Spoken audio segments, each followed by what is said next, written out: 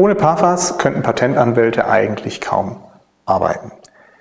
Die ganzen Möglichkeiten und die Welt der PAFAs zeige ich euch in diesem Video. Und am Ende gebe ich euch noch Tipps und Ratschläge, die ihr unbedingt beachten sollt.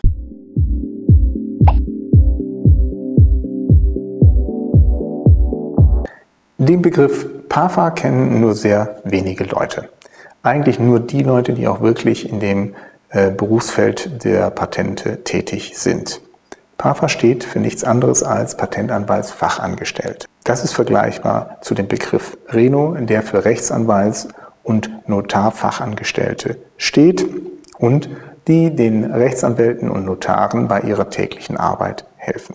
Der Vorteil dieses Berufes liegt darin, dass es eben ein seltener Beruf ist und als PAFA man eigentlich immer eine Stelle bekommt. PAFAs sind sehr, sehr, sehr gesucht und haben im Allgemeinen beste Voraussetzungen, einen Job zu bekommen. Bevor jetzt aber hier jeder hingeht und sich irgendwo als PAFA bewirbt, nochmal ganz kurz möchte ich etwas Wasser in den Wein gießen. Auf der anderen Seite bedeutet es nämlich, dass diese Stellen nicht immer dort sind, wo man sie gerne hätte. Die meisten Stellen wird es sicherlich in München geben. Das liegt daran, dass die meisten Kanzleien in München sind bzw. dort auch entsprechende Zweigstellen haben. Was macht nun eine Patentanwaltsfachangestellte den ganzen Tag?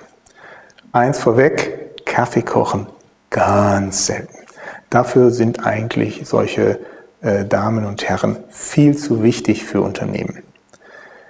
Es fängt an natürlich mit solchen Dingen wie Akte anlegen, Akten verwalten, aber es kommen auch sehr, sehr anspruchsvolle Tätigkeiten hinzu, wie beispielsweise telefonieren mit den Ämtern oder mit den Mandanten, kleine Schreiben aufsetzen für die Ämter oder für die Mandanten, ja, Fragen beantworten und vor allem den Patentanwalt bei seiner Arbeit unterstützen. Das heißt, eine gewisse Arbeitsvorbereitung, die entsprechenden Dokumente vorbereiten, sodass diese durch einen Patentanwalt oder durch eine Patentanwältin gut bearbeitet werden können. Anschließend, gegebenenfalls nach Diktat, Texte schreiben und diese vielleicht auch korrigieren, weil niemand spricht perfekt, was ihr auch manchmal in diesen Videos seht. Aber es gibt auch noch andere Tätigkeitsfelder, in denen PAFAs tätig werden. Beispielsweise hinter dieser Kamera steht eine PAFA, die bei mir ausgebildet wurde. Sie ist hier eben auch für die IT zuständig oder macht auch eben diese Videos und schneidet diese und ist eigentlich auch für die Strukturierung der Videos verantwortlich. Aber auch andere Tätigkeiten, die am Schreibtisch stattfinden, wie Buchhaltung oder Kostenrechnung und dergleichen, werden von diesen Damen und Herren übernommen. Alles in allem ein sehr spannender Beruf und ich lade jeden ein, diesen Beruf tatsächlich wahrzunehmen. Was sind die Voraussetzungen? Nun, formal braucht ihr nur einen Hauptschulabschluss.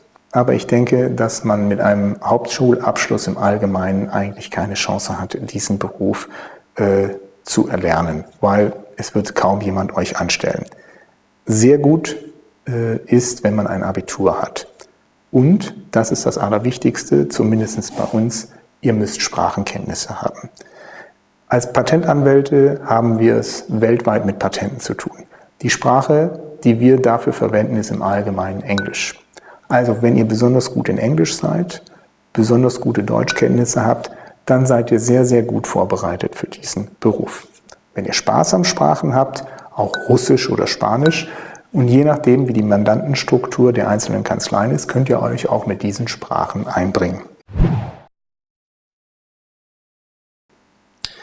Wenn ihr tatsächlich in Erwägung zieht, den Beruf der PAFA zu erlernen oder des PAFAs zu erlernen, dann sucht euch eine Patentanwaltskanzlei in eurer Nähe oder aber ein Unternehmen, das eine eigene Patentabteilung hat und möglichst einen Patentassessor, der euch ausbilden kann.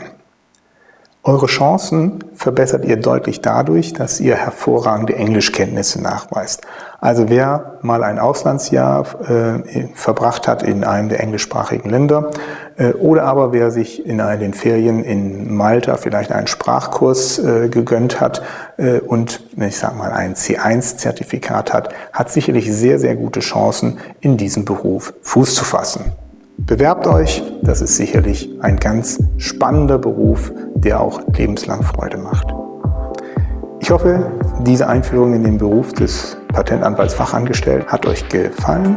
Wenn ihr noch weitere spannende Videos sehen wollt, dann schaut sie euch bitte hier an.